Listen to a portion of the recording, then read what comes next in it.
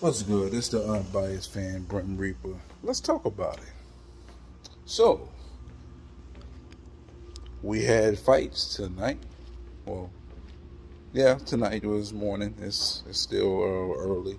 I'm still at work here, but so let's talk about the four guys who was the topic of discussion. So, BooBoo Andrade. He did a pretty good job in the ring, you know. He got the victory, clear cut, no doubt about it. Now, he did get knocked down.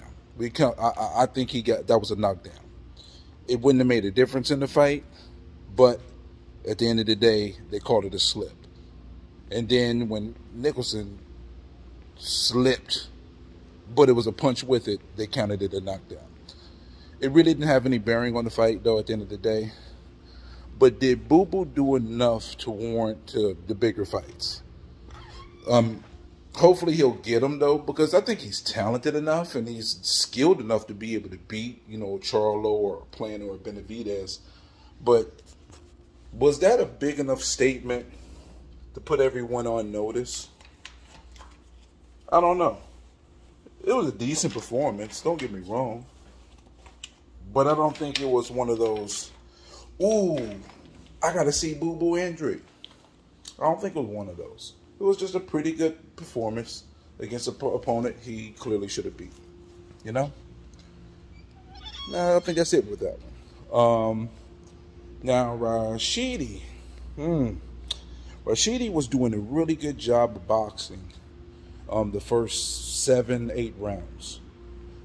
And you know, I was looking for Villa to throw the work to the body more. He wasn't working the body enough.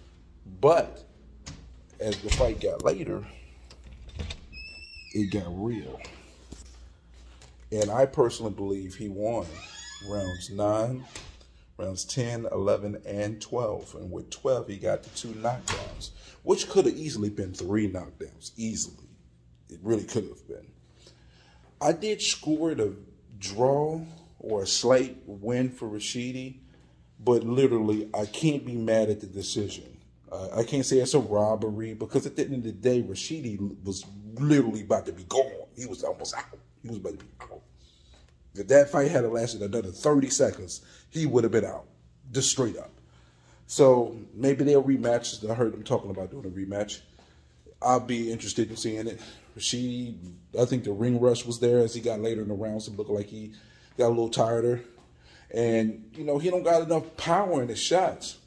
I ain't see enough power in his shots to keep him off of him, you know? I mean, he was landing some good, clean shots, but it just wasn't enough to keep Villa from keep him from not continuing to come at him. So, Rashidi, you got an advantage of that loss to even have a chance to be able to talk about, you know, getting in the ring with even like Stanley Onis or Boots. Because right now, that performance, you're not looking like you're going to be making the upper echelons of the welterweight division. But, you know, salute to you, though, man, because I believe there was a lot of months off of the ring. And ring rush is real. So hopefully you get that rematch and we'll get a chance to see it again. It was a good fight, really good fight. Now, this is the topic of conversation, Boots.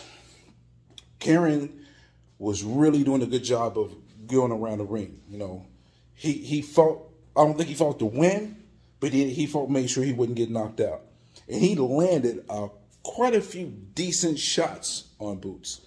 Boots did not have the proper timing, and sometimes his distance wasn't good for some of his shots. He didn't have good distance. He wasn't able to measure properly. And that was the first time I think we've seen that from Boots. Clear victory. But there was some holes in the armor where people might hate on him. But I'm not going to throw hate on Boots because I think Boots is a phenomenal talent. But when you're talking about fighting a Terrence Crawford or Errol Spence, the things that I saw tonight will get your ass handed to you against those two guys. One, you took too many clean shots. Too many clean shots. And if you get a clean shot from Terrence Crawford like that, you're gone. Errol Spence, he's going to just continue to beat you and beat you and beat you and wear you down. You got to get your timing better. You got to be able to get your angles right. You know, I think you're used to people being there, and he wasn't there. So think about somebody being that slick, but having the ability to land those shots effectively that will hurt you. And that's what Terrence Crawford does.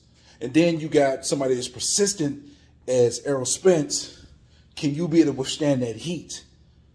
So, I mean, I think Boo's got a phenomenal chin, though. But we're going to find out how phenomenal it is, because if he keeps fighting the way that he's fighting, he's going to end up getting hit by an upper echelon if he fights an upper echelon and he doesn't correct some of those mistakes that he does in the ring that allows him to get tapped in the chin. So, again, Boo's with the win, clear win, but we saw some things in his game that he's going to have to obviously improve if he's going to be able to beat one of these upper welterweights. I even think Ortiz now, when we look at it, has a really good shot, because Ortiz got way more power. And if Ortiz landed the shots that I saw he landed on him tonight, whoo, it could be a real debatable situation here. So that's it with Boots. But we'll get a chance to, you know, hopefully see what's in store going down the road. Now, Tank and Hector Garcia. Salute to Hector Garcia, man, because Hector Garcia was really giving him a good fight. Hector showed toughness, but I thought he was in the pocket way too much. Way too much in the pocket. He should have been moving a little bit more and keeping a little distance, utilizing his length and utilizing his reach, and he didn't do that enough. And as the fight wore on, that's what Tank does. I love Tank in that ring. You know what I mean? And Tank did what Tank does. Except this time, I think he actually was even more up to speed as the fight was going on early in the fight, especially after the second round, because the first 2 rounds was more of a fill-out. I don't think Ryan Garcia is going to make it 12 rounds with Tank. Bottom line. I don't think Ryan got the chin that Hector does. Because Hector had the chin, but he was out on his feet. Out on his feet. Now, when it comes to Haney and Shakur, it's a different conversation. I still think that Shakur will take out Haney because Shakur is just so responsible. And I think Shakur got the chin to be able to withstand some of the Tank's best shots and has the ability to utilize his skill set to neutralize Tank. Haney is still debatable for me. Haney's chin, if Haney can take his punches and continue to utilize his jab and have great movement, then yes, he can beat Tank. But I still think Tank will make him make a mistake. I've not seen enough from Haney to tell me he won't make a mistake and pay for it. Now, with this Loma fight, this will be a good test, and it'll give me an idea of what to expect for the fight. We don't know, but I really look forward to that fight. I look forward to these gentlemen getting in the ring, and I hope to see these soon. So, Tank, great job, my brother. You got busy. Woo! You took some shots, but Tank got a chin, too. That's another thing. Tank got a chin, and Tank does a good job. He has better ring generalship than most people give him credit for. So, that's my recap of the fights for the night.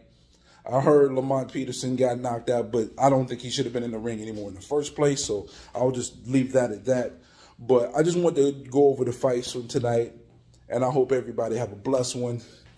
And I don't know what's next on the next cards, but you know I'm going to be looking for it. I think it's the ladies up next in February.